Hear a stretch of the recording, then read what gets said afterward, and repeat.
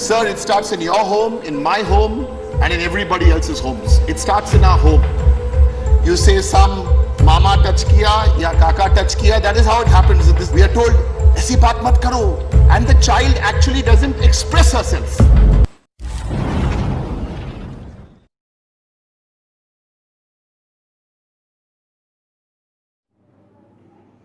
क्या हुआ? चौंक गए?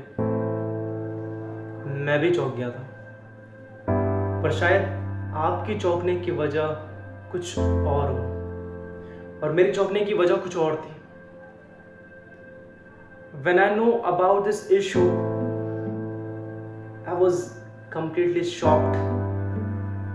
I was scared.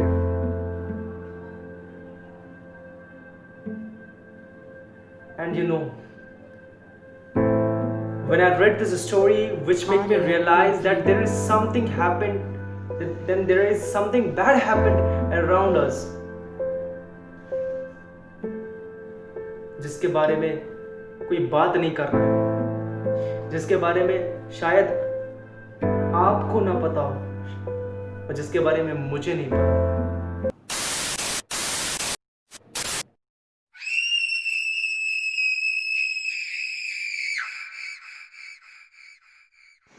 तो जी, इस वीडियो की शुरुआत इस कहानी से होती है, जो कि आपके लिए और मेरे लिए सिर्फ ये कहानी है,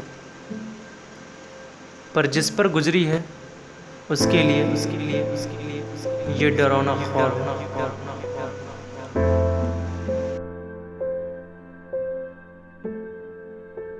तो जी, कहानी की शुरुआत कुछ यूं होती है। एक बच्ची थी जिसकी उम्र सिर्फ 11 साल थी।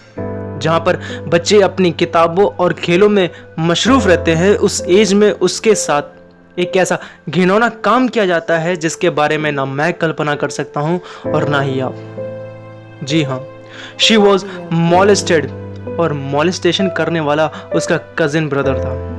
और आपको ये जानकर बड़ा ताज्जुब होगा कि इसमें उस कजिन ब्रदर के फादर की भी इन्वॉल्वमेंट थी।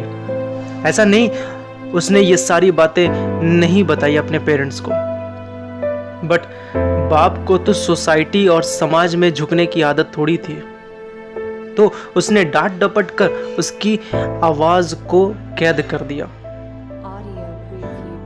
और ऐसा सिर्फ इसी बच्ची के साथ नहीं, हमारे इंडिया में ऐसी कई लोग हैं जिन्होंने अपनी आवाज नहीं उठाई।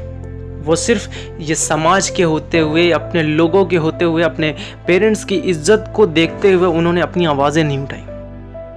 तो उन्हीं में से कई ऐसे लोग हैं जो रियल लाइफ में तो आवाज़ नहीं उठा पाए, जो अपने तक तो ये बात नहीं पहुंचा पाए, पर उन्होंने सोशल साइट्स का एक ऐसा प्लेटफॉर्म चूज़ किया जहां पर उन्होंने अपने दर्द भरे अल्फाजों को जो है सोशल साइट्स पर लिखा। ये उनके रहे कुछ कमेंट। अगर आप इन्हें गौर से देखेंगे तो ये कुछ कहना चाहते हैं, वाकई कुछ कहना चाहते हैं। इनके साथ जो हुआ है वो ये कुछ बयां करना चाहते हैं, बट क्या करें, ये समाज के डर से, अपने पेरेंट्स की इज्जत के डर से ये कुछ कह नहीं पाते हैं। अब ये तो हो गए गिने चुने लोग इंडिया में कई ऐसे लोग हैं जिनके बारे में ना हम जानते हैं ना आप जानते हैं। ऐसे कई लोग हैं।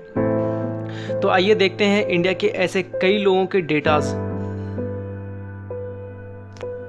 क्या आपको पता है एनसीआरबी का अभी हाल ही का डेटा जो कि ये कहता है कि 32,608 केसेस जो है रिपोर्ट किए गए थे 2017 में, और वहीं 39,827 केसेस रिपोर्ट किए गए थे 2018 में। ये तो बात हो गई एनसीआरबी ने जो डेटा रिलीज किया था वो, बट अभी मैं जो आपको बात बताने जा रहा हूँ वो शायद आप सुनकर शॉक हो जाओ।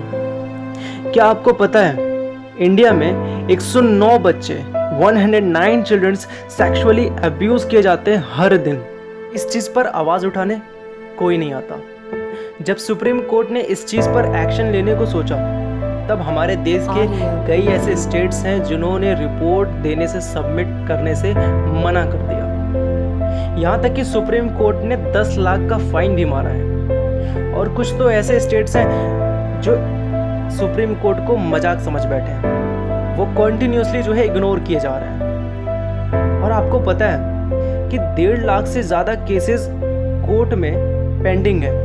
अब ज़रा सोचिए, अगर इसी तरीके से हमारी स्टेट्स की गवर्नमेंट इन चीज़ों को इग्नोर करती रहेगी और सुप्रीम कोर्ट को रिपोर्ट सबमिट करने से इग्नोर करती रहेगी, तो ज़रा सोचिए हमारे देश के बच्चे का भविष्य क्या होगा, उनको इंसाफ कौन दिलाएगा। और पता नहीं क्यों इस चीज़ पर लोग बात नहीं करना चाहते, पता नहीं क्यों इस चीज़ पर पॉलिटिशियन बात नहीं करना चाहते। शायद उनको इस चीज़ से वोट ना मिलता हो और शायद इस चीज़ से लोगों को शर्म आती हो।